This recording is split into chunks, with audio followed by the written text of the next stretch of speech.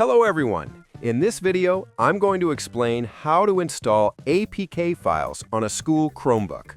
By default, Chromebooks only let you install apps from the Google Play Store, and on school devices, even that may be restricted. To install APKs, you need developer mode enabled and Linux or the ADB debugging feature turned on. Once that's set up, you can download your APK file, open the terminal, and use a simple command to install it just like on Android. But here's the catch. Most schools lock these settings, so on a managed Chromebook, you won't usually be able to bypass restrictions without wiping the device or breaking school policy. If you're just testing apps for personal use, it's much easier to do this on a personal Chromebook where you have full control.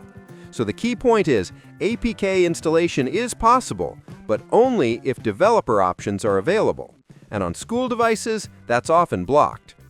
And that's the overview of how to install APK files on a school Chromebook. Subscribe to the channel for more videos.